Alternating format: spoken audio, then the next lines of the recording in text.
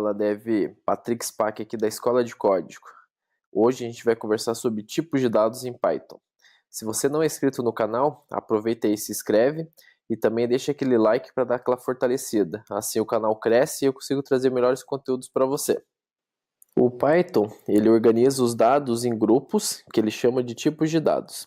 Então cada valor que você tem na linguagem de programação, ele chama de objetos.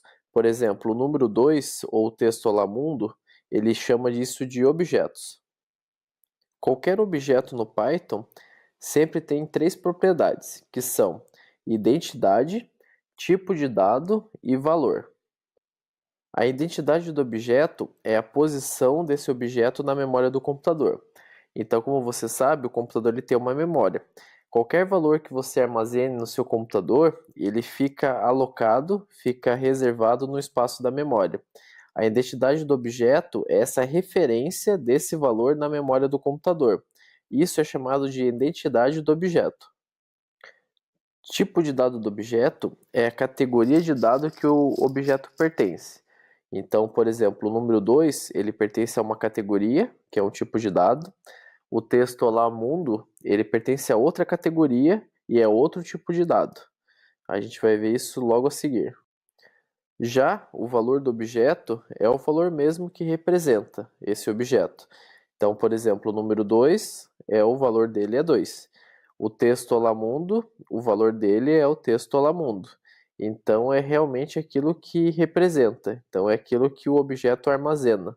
Então, no caso, ele pode armazenar um número, pode armazenar um texto e outras informações também. Vamos pegar, por exemplo, aqui o texto olá mundo, que a gente já viu aí nos vídeos anteriores. A identidade desse objeto olá mundo seria o quê? Seria a posição na memória onde ele está armazenado. Qual que é o tipo de dado? O tipo de dado, a categoria, é string.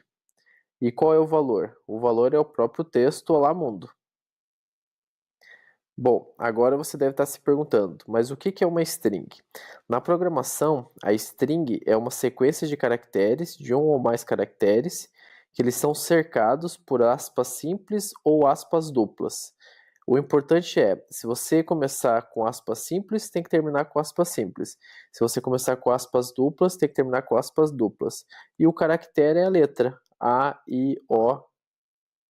Por exemplo, aqui a gente tem a string olá mundo.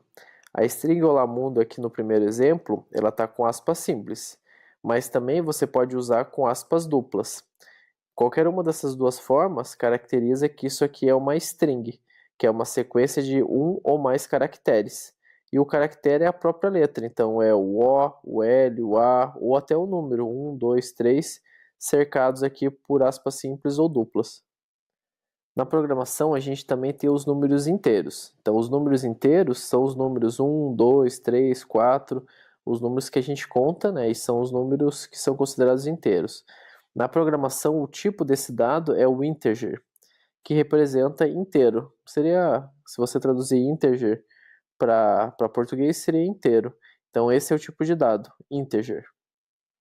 Na programação, a gente tem um outro tipo de dado que são chamados os números decimais. O que é o número decimal? O número decimal é o número que ele tem um ponto. Então, 2.1, 8.2, 9.99, e esses números são representados no formato americano. As linguagens de programação utilizam esse formato.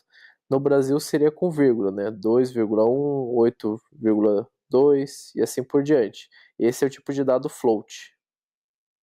Além dos tipos de dado de números e textos, a gente também tem um tipo de dado que é muito importante, muito usado na programação, que é o booleano. Um valor do tipo booleano, ou um dado do tipo booleano, ele representa verdadeiro ou falso, 0 ou 1. Então é um tipo de dado que é muito usado na programação. É um tipo de dado que a gente chama de bool ou booleano. Além disso, existem cenários que não existe o valor. Então, por exemplo, existem casos que existe o valor nulo. E como é representado isso na programação, o valor nulo? Ele é representado pelo none. E o tipo de dado é o none-type. Esse é o tipo de dado na linguagem de programação Python. Então, é inexistência de valores, inexistência de uma string, inexistência de um número e assim por diante. É chamado de nulo. Obrigado por assistir esse vídeo, pessoal. E nos próximos vídeos a gente vai entrar mais a fundo em todos esses assuntos. Mas é importante agora você entender esses conceitos que são fundamentais em qualquer linguagem de programação.